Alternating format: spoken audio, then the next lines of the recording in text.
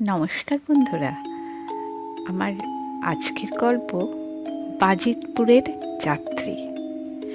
এসব গল্প শুনিতে আমার গল্পগুলো তোমাদের কেমন লাগছে কমেন্ট করে জানিও কিন্তু। তাহলে শুরু করি।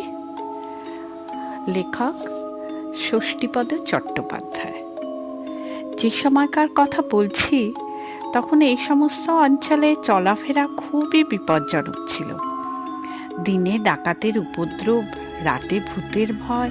বর্ধমান শহর থেকে রায়না, শেহারবাজার, ওদিকে আরও এগিয়ে আরামবাগের পথ ছিল দারুণ আতঙ্কময়। সময়টা বর্ষাকাল, আকাশ মেঘে ঢাকা, মাঝে মাঝে টিপটিপ করে বৃষ্টি পড়ছে। বাজিতপুরে বীরেন্দ্র সাউ কলকাতায় গিয়েছিলেন স্ত্রীর অসুখের জন্যে একটা দামি ওষুধ কিনতে। সময়ে ট্রেন ধরতে না পারার জন্য ফিরতে অনেক দেরি হয়ে গেল। বর্ধমান থেকে একটা গরুর গাড়িতে চেপে যখন সদরঘাটে এলেন তখন সন্ধে নেমেছে। দামোদর নদ তখন দারুণ স্ফীত হয়ে বয়ে চলেছে দুকুল ছাপিয়ে। বীরেনবাবু প্রমাদ গুনলেন। এপার থেকে ওপারে যাওয়ার কোনো উপায়ই দেখলেন না। খেয়া পারাপার একেবারেই বন্ধ। অবস্থা যে এরকম হবে বা হতে পারে তা তিনি জানতেন, তবুও মনে সাহস সঞ্চয় করে এসেছিলেন যদি কোনো যাত্রীবাহী নৌকা পাওয়া যায় তো কোনো রকমে ওপারে পৌঁছে ভগবানের নাম স্মরণ করে পদব্রজেই রওনা হবেন। অনেকক্ষণ বসে থাকার পর বীরেনবাবু ভাবলেন আজ আর ওপারে যাওয়ার কোনো সম্ভাবনা নেই। একটু কষ্ট করে বর্ধমানেই ফিরে যাবেন তিনি। বীরহাটায় এক আত্মীয়ের বাড়িতে রাতটা কাটিয়ে সকালে রওনা দেবেন। এই ভেবে যখন তিনি উঠতে যাচ্ছেন ঠিক তখনই কে যেন একজন ভাঙন ভেয়ে নদীর বাঁধে উঠে এসে তার পাশে দাঁড়ালো। দেখে মনে হলো মাঝি মোল্লাদের বোধহয় কেউ। লোকটি এসে বীরেনবাবুকে বলল, আপনি কে বটে মশাই? এই অবেলায় ঘাটে এসে বসে আছেন? বীরেনবাবু বললেন, আমি ওপারের যাত্রী, কিন্তু কোনো নাও না পেয়ে চুপচাপ বসে আছি ভাই। লোকটি বলল, আকাশের অবস্থা ভালো নয়, তারপর নদীর মূর্তি তো দেখছেন, তাই দুপুর 2টোর সময় নাও বন্ধ হয়ে গিয়েছে। তাহলে কি কোনো উপায় নেই? আছে। হঠাৎ করে যদি 10-12 জন যাত্রী এসে যায় তবেই নৌকো ঘাটে লাগানো যেতে পারে। তা আপনি যাবেন কোথায়? বাজিতপুর। বুঝেছি, নেহাত মরবার শখ হয়েছে আপনার। ওপারে গিয়েও এই রাতে আপনি কখনো গ্রামে পৌঁছতে পারবেন না। পথেই তো ঠ্যাঙাড়ে বা ডাকাতের হাতে প্রাণটা খোয়া যাবে। সে জানি ভাই, তবুও এসেছিলাম যদি কোনো লোকজন পাই। আজ আর কাউকে পাবেন না, এখানেই কোথাও বরং থেকে যান। তারপর বলল, সঙ্গে টাকা পয়সা আছে? তা কিছু তো আছে। আসলে আমার গিন্নির খুব অসুখ। গ্রামের ডাক্তার এমন একটা ওষুধ দিয়েছেন যা কলকাতা ছাড়া অন্য কোথাও পাওয়া যাবে না। কোনো রকমে একবার বাড়ি পৌঁছতে পারলে ওষুধটা আজ রাতেই খাইয়ে দিতাম। লোকটি বলল, একটা কথা আছে তো জানেন, আপনি বাঁচলে বাপের নাম। তাছাড়া এই রাত দুপুরে ঠ্যাঙাড়ে বা ডাকাতের হাতে প্রাণটা গেলে গিন্নিকে কে দেখবে শুনি? যদি আমার কথা মনে ধরে তাহলে বলি শুনুন, আজ আর ওপারে যাওয়ার নাম করবেন না। বলে লোকটি চলে গেল। আকাশের অবস্থা তখন আরও খারাপ, মনে হয় জোর বৃষ্টি নামবে। বীরেনবাবু একবার নদীর ওপারের দিকে তাকিয়ে আশাহত হয়ে যখন ফিরে আসছেন ঠিক তখনই রোগা ডিগডিগে চেহারার একটি ছেলে ডাকলো তাকে, আপনি কি ওপারে যাবেন? বীরেনবাবু আশার আলো দেখে বললেন, হ্যাঁ যাব, ওপারে যাব বলেই তো এসেছি। তাহলে আসুন, আমি যাচ্ছি ওপারে, আপনাকে পৌঁছে দেব। আর কোনো যাত্রী আছে নাকি? এখানে যাত্রী কোথায়? আমি ওপারে যাচ্ছি, যদি যান তো চলুন। বীরেনবাবু বললেন, যদি যান মানে? যাব বলেই তো সেই কখন থেকে এখানে বসে আছি, আসুন তবে। বীরেনবাবু দারুণ আনন্দে নৌকায় উঠে বসলেন। নৌকাটি ছোট, ছেলেটির বয়সও কম, 17-18 বছরের বেশি নয়। দেখে মনে হলো দারুণ ডাকাবুকো। প্রবল প্রবাহ দামোদরের স্রোতের সঙ্গে লড়াই করে নৌকা ভাসিয়ে নিয়ে চলল ওপারের দিকে। যেতে যেতেই ছেলেটি বলল, ওপারে কাদের বাড়ি যাবেন? বীরেনবাবু বললেন, কারো বাড়িতে নয় বাবা, আমি যাব সেই বাজিতপুর। ছেলেটি চমকে উঠল, নতুন নাকি? না বাবা, আমি বাজিতপুরেরই লোক। আপনার সাহস থেকে তো অবাক হয়ে যাচ্ছি। এই রাতে আপনি পলিমপুরেও বেরোতে পারবেন না, তার উপর অত দূরের পথ। দস্যু ট্যাঙ্গারেদের হাত থেকে বাঁচলেও আপনার গ্রামে পৌঁছতে ভোর হয়ে যাবে। আসলে আমার গিন্নির খুব অসুখ, তাই কলকাতায় গিয়েছিলাম ওষুধ কিনতে। ওষুধটা যত তাড়াতাড়ি খাওয়ানো যাবে ততই ভালো। তারপর বললেন, ওপারে তোমার চেনা জানা তেমন কেউ আছে নাকি? যদি আমার সঙ্গে যায় বা একটা গরুর গাড়ির ব্যবস্থা করে দেয় তাহলে খুব ভালো হয়। যা টাকা লাগে আমি দেব। ছেলেটি বলল, আপনি খুব সহজ সরল মানুষ। অঞ্চলের লোক হয়েও আপনি বুঝতে পারছেন না এই রাতে ও পথে যাওয়ার বিপদ কত? আপনার উপকার করতে গিয়ে নিজে প্রাণ কেউ খোয়াতে যাবে না আপনার সঙ্গে, গরুর গাড়িও পাবেন না। তাহলে নদীর ঘাটেই বরং থেকে যাব, তাতেও রেহাই পাবেন না। ওরা ঠিক এসে সব কিছু কেড়ে নিয়ে গলা কেটে নদীর জলে ভাসিয়ে দিয়ে যাবে। তবে তো আমার গিন্নির খুব অসুখ, তাই কলকাতায় গিয়েছিলাম ওষুধ কিনতে। ওষুধটা যত তাড়াতাড়ি খাওয়ানো যাবে ততই ভালো।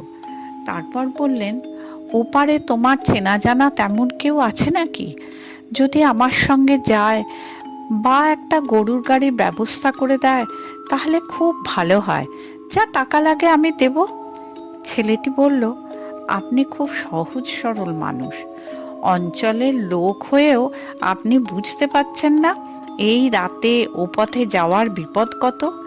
আপনার উপকার করতে গিয়ে নিজে প্রাণ কেউ খোয়াতে যাবে না আপনার সঙ্গে, গরুর গাড়িও পাবেন না।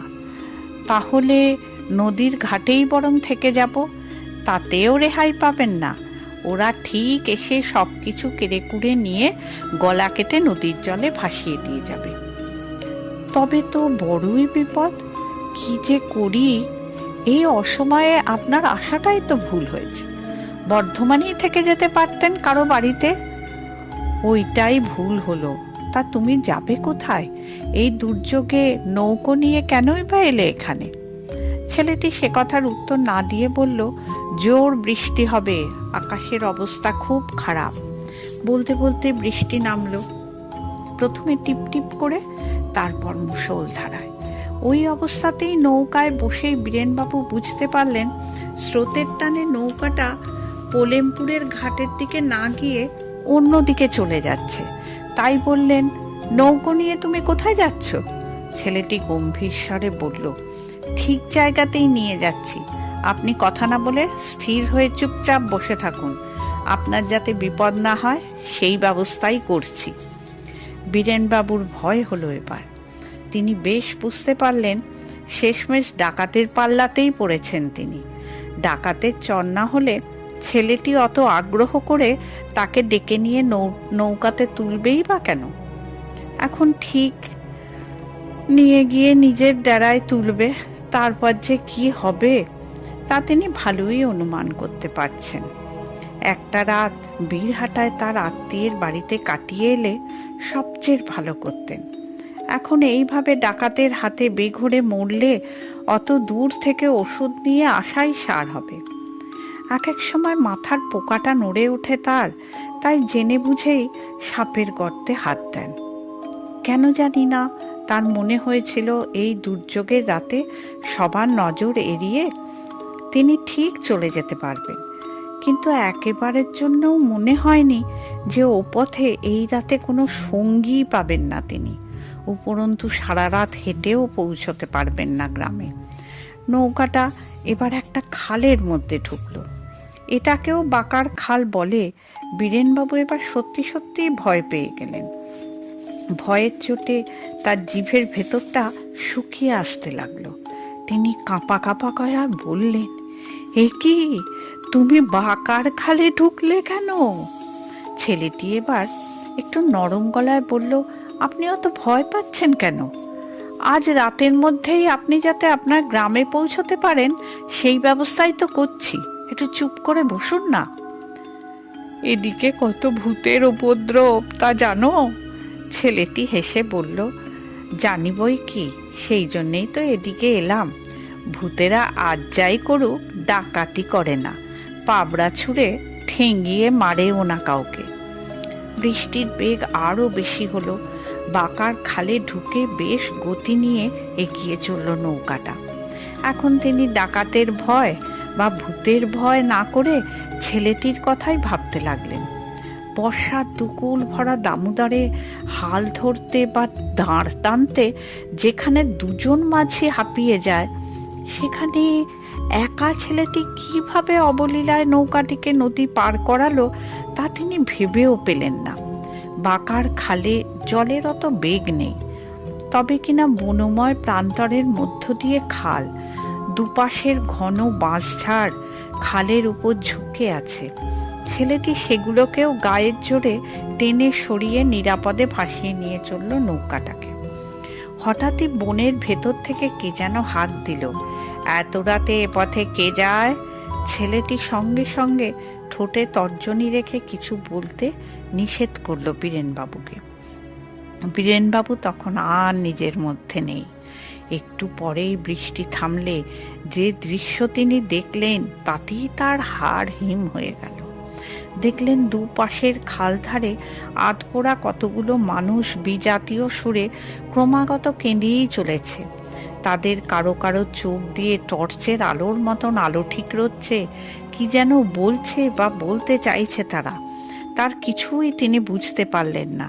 শুধু কান্না আর হাহাকার শুনে বীরেনবাবুর তখন মূর্ছা যাওয়ার উপক্রম। ওই অবস্থা দেখে ছেলেটি বলল, ভয় পাবেন না, ওরা এর বেশি কিছু করবে না। কলেরায় মরেছিল সব, গ্রামকে গ্রাম উজাড় হয়ে গিয়েছিল, মুখে জল দেবারও কেউ ছিল না। যারা ছিল তারা কোনো রকমে টেনে হিঁচড়ে নিয়ে এসে এইখানেই আধপোড়া করে ফেলে দিয়ে যায়। সেই থেকেই বীরেনবাবু আর কিছু শুনতে পেলেন না। জ্ঞান হারিয়ে লুটিয়ে পড়লেন নৌকার খালের মধ্যে। অনেক পরে যখন তার জ্ঞান ফিরল, তখন দেখলেন একটি ভাঙা নৌকায় তিনি পড়ে আছেন। ছেলেটিকেও দেখতে পেলেন না আর। নৌকাটা উঁচু ডাঙার কাছে কাদায় আধডোবা হয়ে আছে। বীরেনবাবু তখন আর নিজের মধ্যে নেই। কোনো রকমে নৌকা থেকে নেমে ডাঙায় পা দিয়েই বুঝলেন গ্রামের কাছাকাছি এসে গেছেন তিনি। বাজিতপুর আর বেশি দূরে নয়। এবার তিনি মনের মধ্যে সাহস সঞ্চার করে রাম রাম বলতে বলতে গ্রামের দিকেই এগোলেন। জীবনে এই প্রথম ভূত দেখলেন তিনি। বন্ধুরা, কেমন লাগলো গল্পটা? এবার তাহলে আসি।